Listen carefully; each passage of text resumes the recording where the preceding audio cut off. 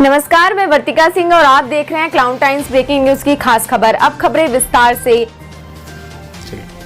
दी Banaras bar association और central bar association के चुनाव को लेकर बनारस कचहरी में अधिवक्ता इन दिनों जनसंपर्क में जुटे हैं। अध्यक्ष और महामंत्री जैसे महत्वपूर्ण पदों पर जो भी प्रत्याशी चुनाव मैदान में हैं, उन्होंने बाकायदा जुलूस की शक्ल में नारेबाजी करते हुए अधिवक्ताओं के बीच अपनी पूरी ताकत झोंक दिया है। ठंड के इस मौसम में चुनावी सरगर्मी के चलते कचहरी का माहौल काफी गर्म है। ऐसा कोई कोना कतरा नहीं बचा है जहां अधिवक्ताओं के बैनर पोस्टर से दीवारें खाली हों। सभी की यही अपील है कि उन्हें भारी मतों से विजयी बनाएं।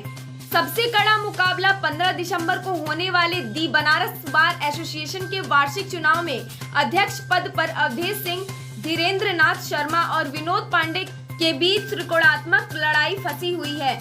वरिष्ठ अधिवक्ता अनुज यादव खुले तौर पर अवधेश सिंह के पक्ष में प्रचार में जुटे हैं। वहीं बनारस बार में महामंत्री पद पर कमलेश सिंह यादव, विवेक सिंह, रत्नेश पांडे के बीच भी त्रिकोणात्मक लड़ाई है। महामंत्री पद के प्रत्याशी रत्नेश पांडे को जहां एक और बार काउंसिल ऑफ इंडिया के सदस्य वरिष्ठ अधिवक्ता श्रीनाथ त्रिपाठी का आशीर्वाद प्राप्त है, वहीं दूसरी ओर पिछले काफी दिनों से प्रचार प्रसार में जुटे लोकप्रिय अधिवक्ता विवेक सिंह के समर्थक अधिवक्ताओं में काफी उत्साह है और सभी इस बात को लेकर लामबंद हैं कि किसी भी कीमत पर इस बार उन्हें जिताना है।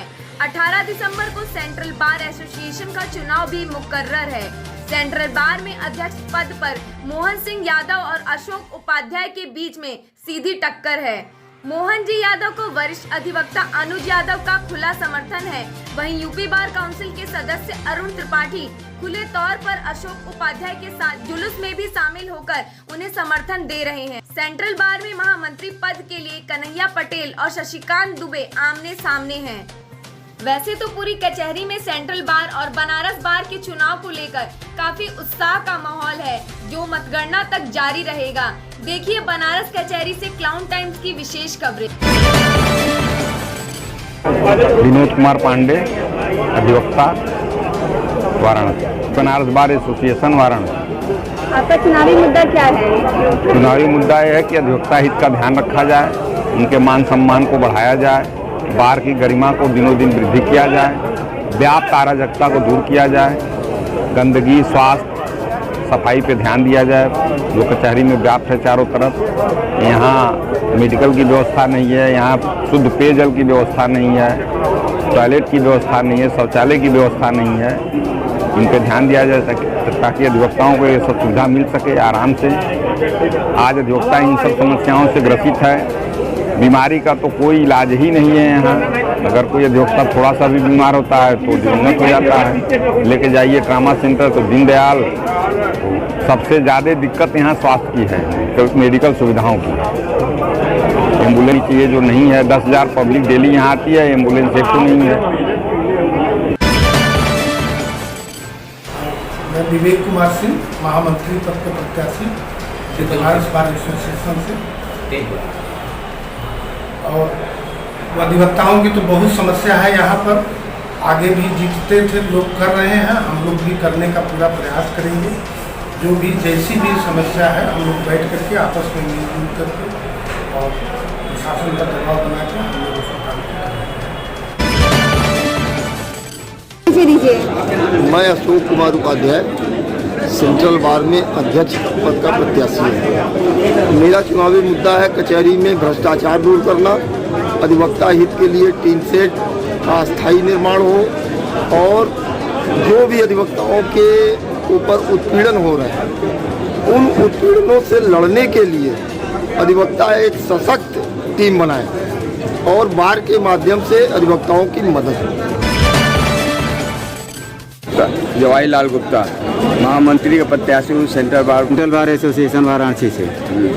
अधिवक्ताओं के हित में काम करना बिना कोई जाति धर्म का।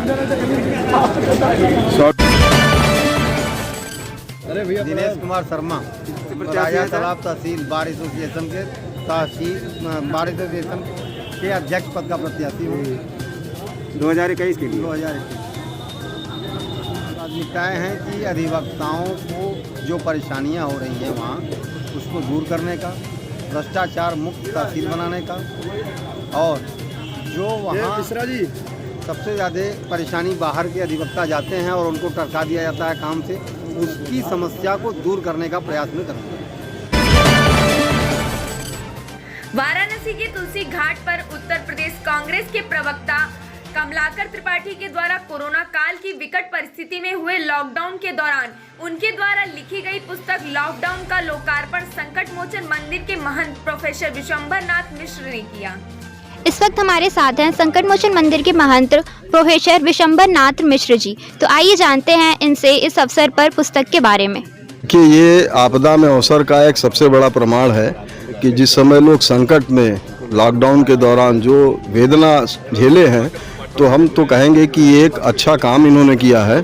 उसमें मन में बहुत अच्छी भावनाएं आती हैं, लेकिन उसको कहीं स्क्रिप्टिंग नहीं कर पाता है। तो ये किताब के रूप में इन्होंने जो लिखा है वो एक तरह से यहाँ के साहित्यिक परंपरा का एक सबसे बड़ा प्रमाण है, और हो सकता है लोग पढ़ेंगे, इससे लोग और एक्टिवेट होंगे, क्योंकि आजकल पढ़ने और लिखने की प्रवृत्ति लोगों से जा रही है।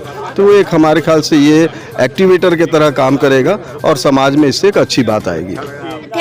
लॉकडाउन पुस्तक के संपादक कमलाकर त्रिपाठी जी, तो आइए जानते हैं इस पुस्तक में क्या है खास। इस महामारी की उम्मीद किसी ने ऐसी नहीं की थी। 100 साल पहले एक ऐसी महामारी आई थी और हम में से कोई भी उसका विटनेस नहीं था। तो एक समय परिस्थितियां हर आदमी के जीवन में आई, मेरे भी जीवन में आई कि मैं बहुत अवसादग्रस्त हो गया। लेकिन फिर मुझे लगा कुछ चीज़ें ऐसी हुई, कुछ घटनाएं हुई, कुछ न्यूज़ ऐसी मिली जिससे सहज हाथ से उभर करके आया।